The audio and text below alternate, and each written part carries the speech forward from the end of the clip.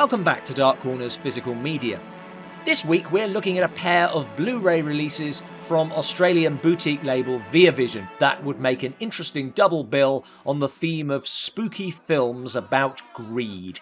Without money, my money, how long do you think it would last? First up, 1965's Catacombs, also known as The Woman Who Wouldn't Die.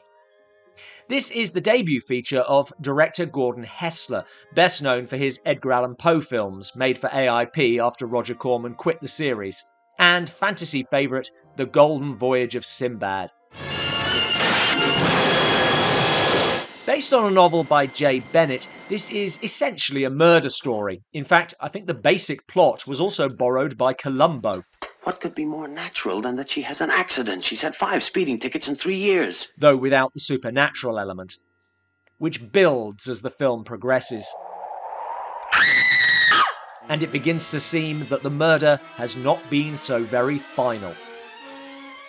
There are solid performances from Gary Merrill and Georgina Cookson as the central couple.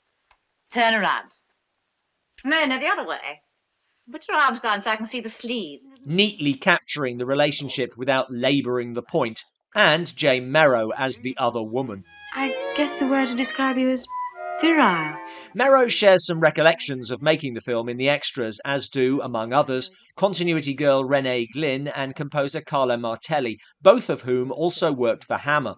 The film is a bit talky and a little by the numbers, but the haunting, when it arrives, is creepy and builds to a very effective conclusion. Very engaging extras on this, including lively commentary by the always excellent Jonathan Rigby and Kevin Lyons, and all these special features are exclusive to this release.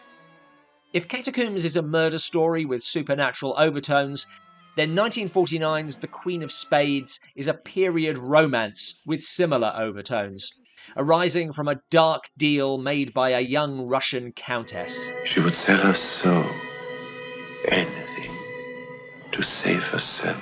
Based on a story by Alexander Pushkin, the film got into trouble early on, and director Thorold Dickinson was brought in on extremely short notice to take over, on the request of star Anton Walbrook, who had starred in Dickinson's Gaslight 9 years earlier. I'd rather take it by the throat and force it to give me what I want. The resulting film looks fabulous, capturing both its period and the atmosphere of the ghost story this becomes.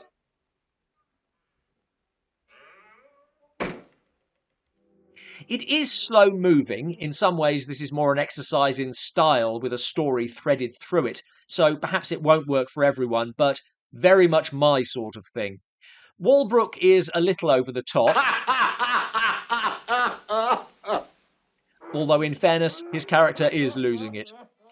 But acting honours go to Dame Edith Evans, creeping through the film like a superannuated spider smothered in opulent trappings, shorn away to reveal a frail old woman close to death.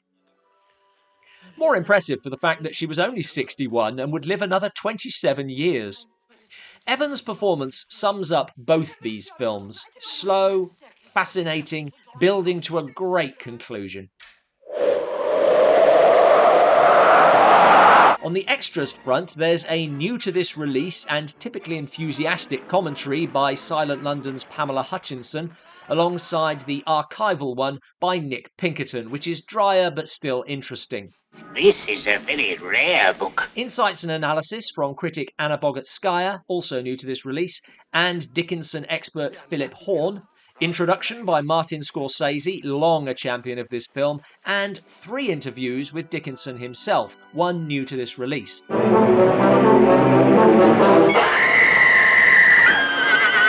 Obviously, Queen of Spades is the better of these 2 films, and Dickinson is a director who desperately deserves to be better known, but both manage to evoke that sensation of something sinister in a world you thought you knew. Thanks for watching. Are you enjoying these Blu-ray reviews? Please let us know in the comments below, along with your suggestions for ghostly double bills.